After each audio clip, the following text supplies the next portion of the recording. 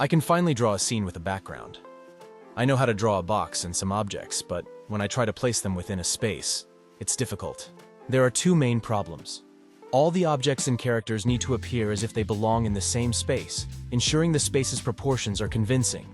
In this video, we will discuss how to solve those problems and the workflow I use to draw this illustration. The first problem has three possible scenarios. When we draw some random objects on the canvas, they appear to be floating and not on a plane.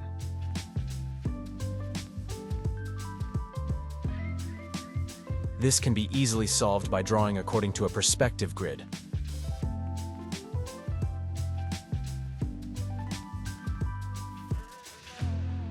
In the second scenario, when objects are too close to the vanishing point or too close to the camera, the perspective convergence becomes too strong, causing the scene to appear dissonant.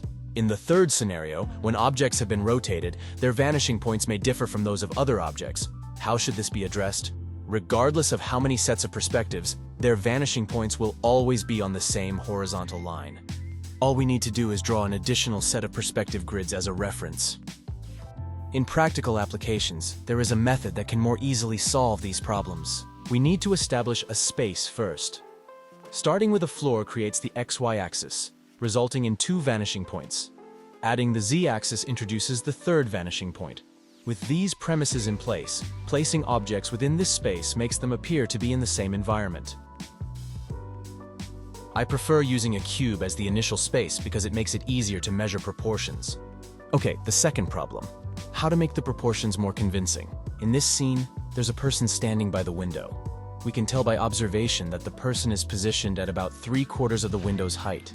It's an instinctive judgment. If there's another person of the same height on the opposite side, we can infer their height at another position through perspective grid. We can use the same method to find the position of a person half the height. This is the fundamental method. If we want to draw more complex scenes, we need to draw 3-view drawings, just like in interior design. Through 3-view drawings, we can determine the proportions and orientations of objects within the space. There are 5 steps in the workflow I use to create a scene. Step 1. Decide the theme. A girl working in a room while her friend is asleep. Step 2. Look for references. References are categorized into 3 types: perspective references, object references, pose references. Step 3. Creating the space. Instead of directly extracting coordinates from reference images, I used Blender to build a cube in similar angle. Using a cube as a unit of measurement, controlling the proportions of objects in the room became easier. Based on this cube, I extended another one and then sketched out a rough layout. Step 4. Confirming proportions. To ensure proportionality, we need to draw the front view, top view, and side view. With these diagrams, we can maintain correct proportions when drawing from any angle. Step 5. Placing objects into space.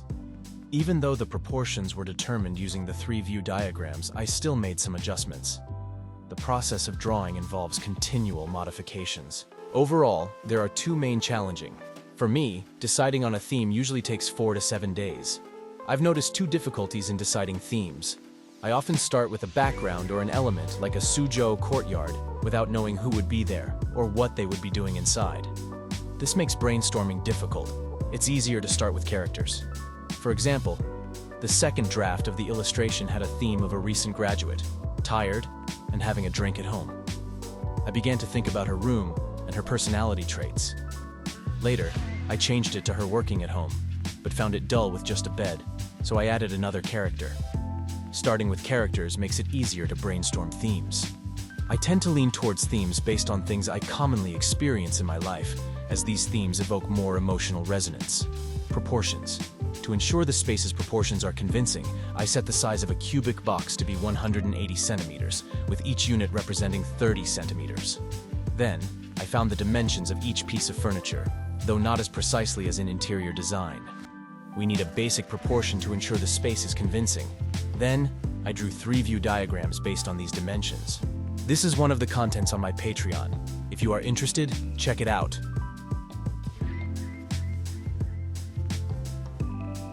Thank you for watching.